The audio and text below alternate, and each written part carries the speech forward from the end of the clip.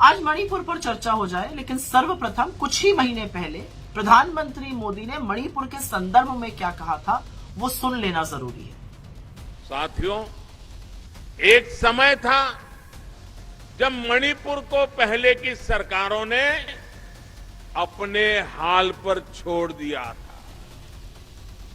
जो दिल्ली में थे वो सोचते थे कि कौन इतनी तकलीफ उठाए, कौन इतनी दूर जाए। जब अपनों से ऐसी बेरुखी रहेगी तो दूरियां बढ़ेगी ही।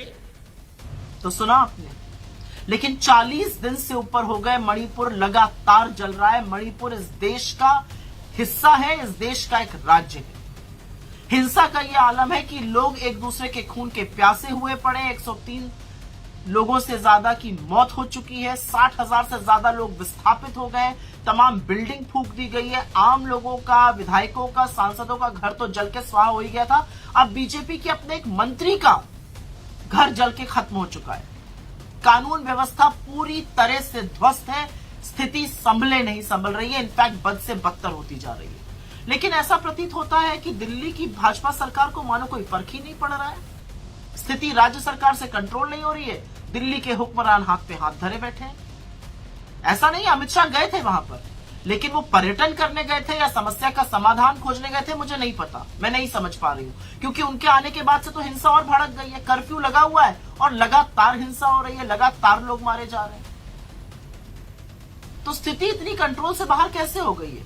इस देश के प्रधानमंत्री जब वहां पर चुनाव प्रचार कर रहे थे, नरेंद्र मोदी जी, तो अगले 25 साल की नींव रखने की बात करते थे। अब जब हिंसा भड़की हुई है तो ना शांति की एक अपील है, ना एक सार्वजनिक रूप से उन्होंने शब्द बोला है इस हिंसा के खिलाफ, इन मौतों के खिलाफ। और अब तो वो भयावह सच सामने आ रहे हैं जहां पता चल रहा है कि चुनाव जीतने के लिए हेमंतो बिस्व शर्मा, राम माधव और भारतीय जनता पार्टी ने मिलकर उग्रवादी संगठनों का सहारा लिया था। और मीडिया के मेरे साथियों से सिर्फ मैं इतना कहना चाहूंगी, क्योंकि मणिपुर दिल्ली से दूर है, क्योंकि मणिपुर में भाजपा की सरकार है, और क्योंकि मणिपुर की हालात बताने से इन लोगों के काले कारनामे सामने आ जाते हैं, कब तक कवर फायरिंग दीजिएगा?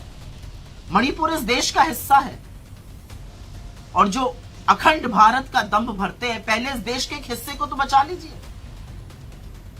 जो जुमला फेंकते हैं रूस और यूक्रेन का युद्ध रुकवाने का, पहले ये गृह युद्ध तो रुकवा लीजिए। असलियत यह है कि मणिपुर जल रहा है।